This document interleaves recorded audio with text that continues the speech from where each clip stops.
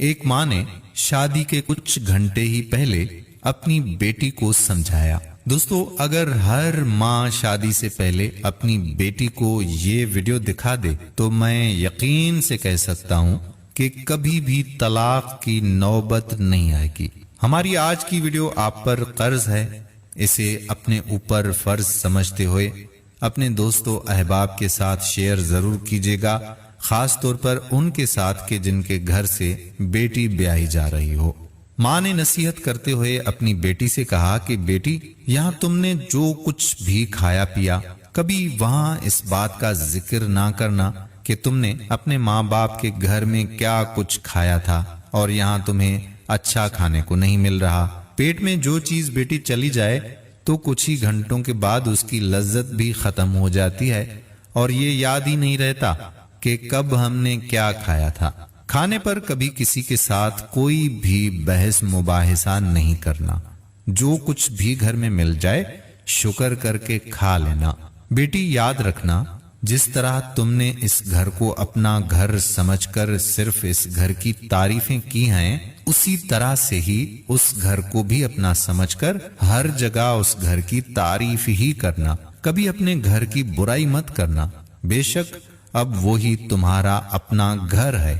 سنو بیٹی، تم نے ماسٹر کیا ہے، مگر اپنی پڑھائی کا رعب اپنے سسرال والوں پر کبھی بھی مت استعمال کرنا، کبھی ان کو یہ تک نہ کہنا کہ میں آپ سے زیادہ جانتی ہوں۔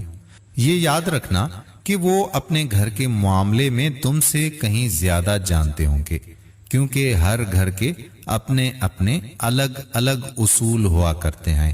بیٹی، شوہر کو کبھی پیٹھ دے کر نہ سونا، کیونکہ اللہ پاک عورت کی اس حرکت سے ناراض ہوتا ہے۔ بیٹی، روٹھنا ضرور، لیکن اس حد تک کہ وہ اگر ایک دفعہ منانے کی کوشش کرے تو فوراً مان جانا، اور اگر وہ 1,00,000 دفعہ بھی نہ مانے تو 1,00,001 دفعہ پھر سے کوشش کر کے اپنے شوہر کو منانا۔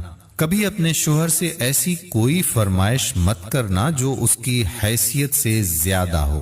اس کی مجبوریوں کا اچھی طرح سے احساس رکھنا۔ جب تک سسرال والوں کے اصولوں کو سمجھ نہ جاؤ تم، تب تک اگر کسی چیز کو بھی وہاں استعمال کرنا تو ان سے پوچھ کر ہی استعمال کرنا۔ ایسا نہ ہو کہ بنا پوچھے تم کوئی چیز اٹھاؤ اور گھر میں موجود افراد میں سے کسی کو برا لگے۔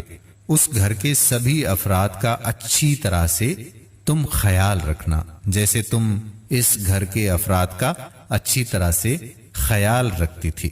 اور بیٹی، میری یہ نصیحت اپنے دوپٹے سے باندھ لو، شادی کے بعد نہ تو تمہارے سر سے کبھی دوپٹہ سرکنے پائے اور نہ ہی میری یہ نصیحت بھری باتیں، تو ان باتوں کو ہمیشہ اپنے ذہن میں بٹھا دینا۔ دوستو، اگر آپ بھی اس ویڈیو کو زیادہ سے زیادہ شیئر کریں گے تو ہماری وہ بہنیں کہ جن کی ابھی شادی ہونے کو ہیں، وہ ان باتوں کو اپنے دل میں، اپنے ذہن میں بٹھا دیں گی اور ان کا گھر انشاءاللہ آباد ہو جائے گا۔ جن کی ابھی ابھی شادی ہوئی ہے یا ہونے کو ہے، ہم ان کے لیے دعا کرتے ہیں کہ اللہ پاک آپ کی اس دعاجی زندگی کو بہت زیادہ خوبصورت بنائے اور آپ تمام بہن اور بھائیوں کے رزق حلال میں برکت نصیب فرمائے، آمین۔